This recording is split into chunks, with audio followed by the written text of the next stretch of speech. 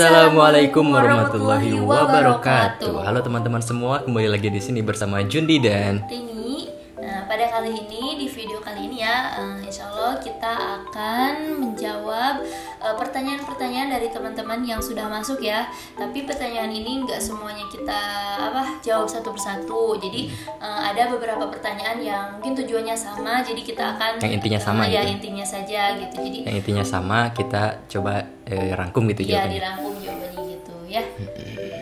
Jadi banyak dari teman-teman kemarin nih yang mengajukan beberapa pertanyaan gitu. Ada yang di komentar, kemudian ada yang di DM juga ya. Ada yang di WhatsApp juga ya. Di WhatsApp. Jadi kita bakalan mencoba menjawab seideal mungkin, tapi bukan hanya berdasarkan pengalaman kita ya, karena mungkin pengalaman kita ini nggak ideal-ideal banget gitu. Jadi jadi kita berusaha menjawab sesuai yang seharusnya gitu loh. Oke, mungkin bisa dimulai. Oke, bisa dimulai insyaallah. Oke, ini di sini udah pertanyaan-pertanyaannya udah nih. aku list ya, pertanyaan-pertanyaan. Yang pertama langsung aja ya, yang pertama Q&A. Jadi aku yang baca pertanyaan, jadi A yang akan menjawab pertanyaannya gitu ya. Tapi nanti juga kalau misalkan ada yang harus aku jawab, insya Allah saling bantu ya. Oke, yang pertama, nikah itu urusan waktu atau kesiapan? Ini pertanyaan dari akun IG ya, @hanifun_. Oke. Waktu atau kesiapan ya. Jadi sebetulnya menikah itu tidak harus dipatok dengan waktu. Kapan sih harusnya idealnya menikah itu, enggak ya. Waktu itu lebih ke fleksibel aja sih. Kapan dia siapnya, maka di situ waktunya gitu.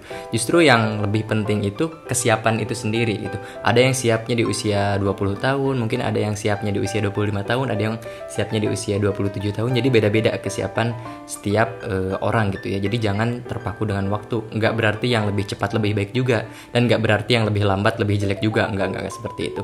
Yang penting siapnya kapan, nah maka itulah waktu yang lebih tepat. Itu mungkin jawabannya. Ini kan kalau siap itu, kalau tadi kan jawabannya lebih ke personalnya ya, mau calonnya gitu.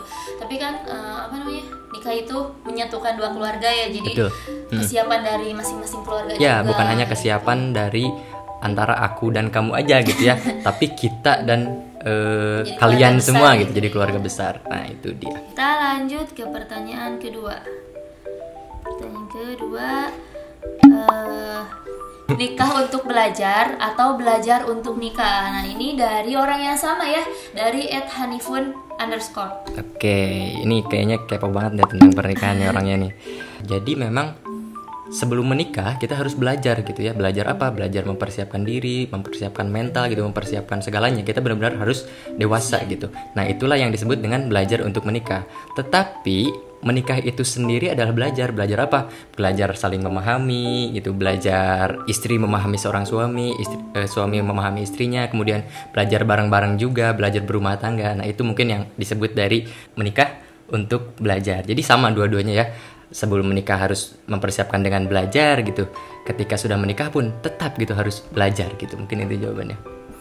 Nambahin dikit kali ya. Jadi belajar untuk nikah itu lebih ke mempersiapkan gimana ketika kita di dalam rumah tangga itu ada ujian atau ada permasalahan. Jadi kita lebih tahu gitu cara mengatasinya tuh bagaimana. Kan kalau misalkan kita nggak belajar, kebanyakan gitu ya, bukan kebanyakan sih, ada beberapa orang yang mengakhiri pernikahan itu dengan misalkan perceraian atau yang lain ya kayak gitu. Oke, next pertanyaan selanjutnya.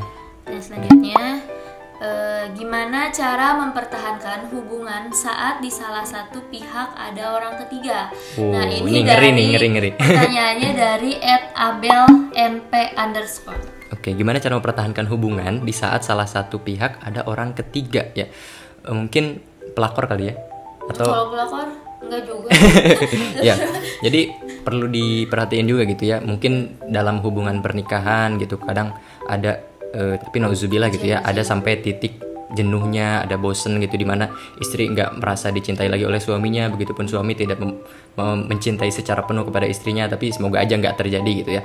Jadi langkah yang paling harus diingat itu adalah bagaimana sih perjuangan kita gitu ketika ingin mendapatkan hal tersebut gitu. Misalnya dulu ketika AA nih mau menikahi Dede, dulu tuh berjuang gini-gini sampai sabar gitu ya, nungguin sampai lulus kuliah dulu. Nah itu harus diingat betul gitu momen itu. Bagaimana sih ketika aku sedang memperjuangkan si dianya, itu harus betul-betul diingat. Jadi kembali pada janji saat baru dimulai pernikahan tersebut. Dan dalam hubungan suami istri itu tidak dibenarkan ya ada hubungan ketiga gitu, mau bentuknya sahabat, best friend, close friend gitu ya. Close friend udah di IG ya. Iya, justru seharusnya kita menjadikan pasangan kita itu sebagai sahabat kita gitu, sebagai teman kita, teman ngapain aja gitu, bermain, sahabat curhat gitu dan sebagainya gitu ya.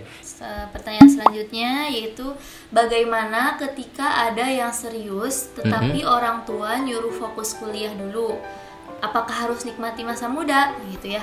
Nah ini pertanyaan dari @sylvie.aprilia ya. Oke, jadi ketika ada orang yang fokus tapi orang tua lebih memilih untuk kuliah dulu gitu ya. Jadi orang tua nyuruhnya kuliah dulu gitu, fokus kuliah dulu, apakah harus menikmati masa muda?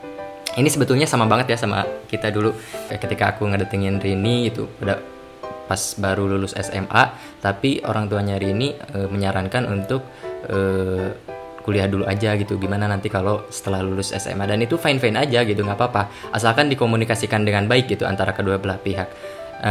Dan harus dimusyawarahkan ya, semuanya harus dimusyawarahkan gitu, jangan mengambil keputusan sepihak dari si ceweknya. Misalkan orang tuanya menganjurkan untuk kuliah dulu atau orang tua kita menganjurkan kuliah dulu sementara si calonnya tuh nggak dikabarin sama sekali, nah nantinya bakalan beribet gitu ya kesana. Jadi harus dimusyawarahkan segala-galanya gitu.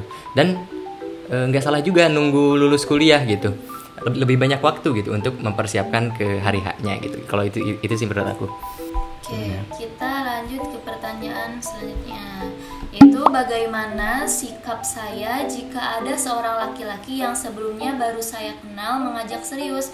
Nah ini pertanyaan masih orang yang sama ya, dari Sylvie.aprilia. Oke, jadi gimana? Berarti ketika ada orang yang mengajak serius, dia tapi orangnya nggak kenal gitu, baru kenal gitu. Pertama ya, poin pertama, ketika ada yang mengajak serius berarti dia orangnya serius dong gitu. Berarti dia laki-laki yang serius, nggak ngajak main-main. Tapi di sisi lain itu baru kenal. Nah gimana caranya nih mengulik informasi tentang dia? Jadi teman-teman bisa mengulik informasi dari orang yang mengajak kita nikah itu, tapi jangan secara langsung. Nah bisa melalui saudaranya, biasanya dari pamannya atau dari bibinya. Kita tanya aja informasi tentang dia. Gak apa-apa misalkan kita meminta si pamannya itu atau si bibinya atau saudaranya siapa aja gitu buat memata-matai gimana sih kesehariannya, gimana sih akhlaknya si laki-laki tersebut. Karena kalau yang tidak terasa gitu ya, memata-matai gitu, itu biasanya natural gitu, naturalnya muncul sikap naturalnya. Tapi kalau misalkan kita menanyakan secara langsung, gimana sih kamu kesehariannya gini, mungkin dibagus-bagusin gitu ya jawabannya. Itu sih untuk langkah-langkah untuk mencari informasi lebih lanjut tentang si dianya. Oke, kita lanjut ya. Ya. Oke, pertanyaan selanjutnya, bagaimana meminta restu ingin menikah kepada orang tua bagi laki-laki meskipun belum mapan? Ini dari Rini Kusniati. Sama namanya ya. Ya, jadi sebetulnya syarat menikah itu nggak wajib mapan dulu gitu ya. Banyak kok yang menikah sebelum mapan dan nanti mapannya bareng-bareng gitu ya. Bisa sweet kali ya. Nah, asalkan dia udah dewasa gitu. Misalkan uangnya sedikit tapi dia bisa atur gitu, cukup untuk sebulan misalkan, dan udah siap mentalnya gitu ya. Dalam kata lain, dia ilmunya tuh udah mumpuni lah, udah oke gitu kan. Nah, dan harus dikomunikasikan secara baik-baik kepada orang tua gitu. Kita juga harus menunjukkan kepada orang tua bahwa kita tuh udah layak loh. Kita udah layak loh untuk menikah gitu. Jangan sampai kita maksa-maksa pengen nikah, rengek-rengek pengen nikah, tapi dalam keseharian kita menunjukkan sikap kekanak-kanakan gitu. Jadi malah berbanding terbalik gitu nantinya. Itu mungkin ya langkah yang bisa dilaksanakan. Oke. Selanjutnya di sini mungkin ini pertanyaan terakhir ya.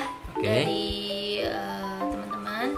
Di sini, apa arti cantik bagi seorang suami menurut Islam? Dari Mbak Intan ya, nama IG-nya @febrianintan.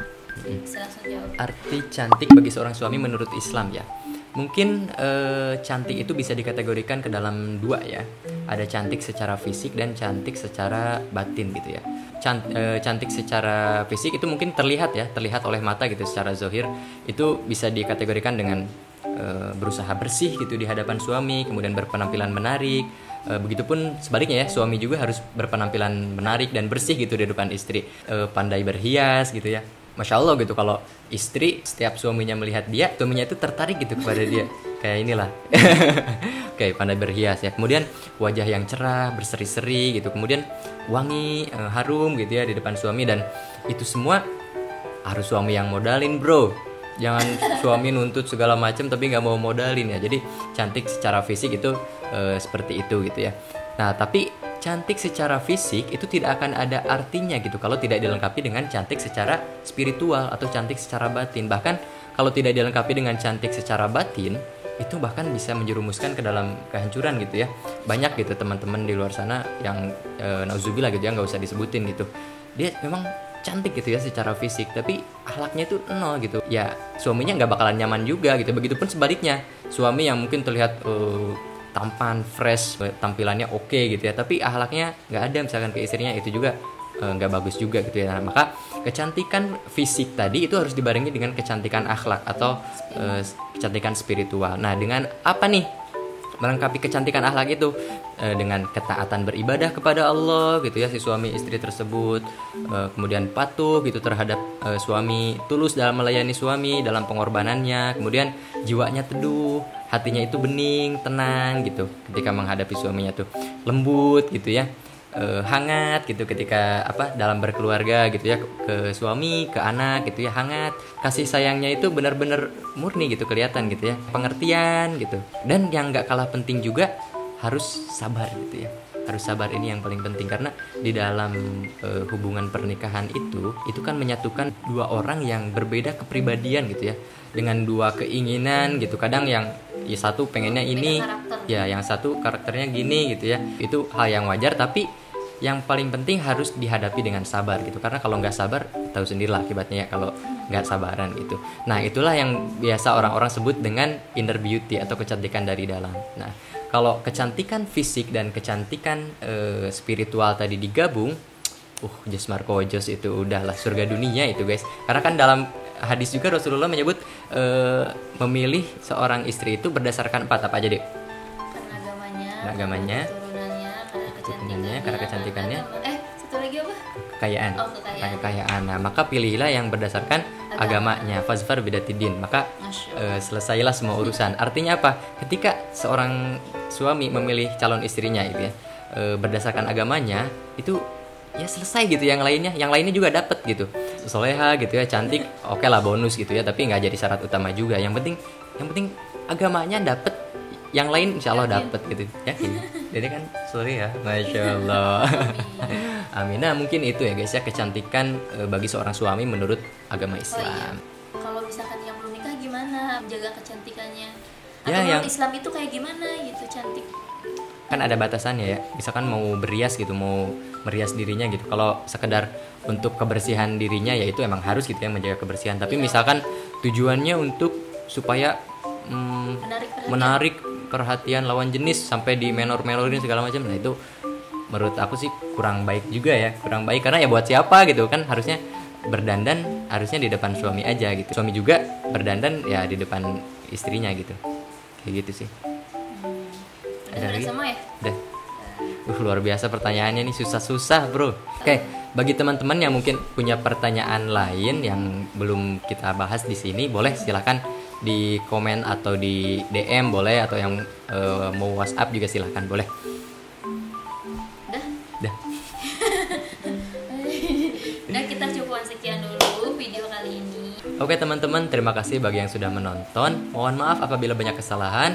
Wassalamualaikum warahmatullahi wabarakatuh.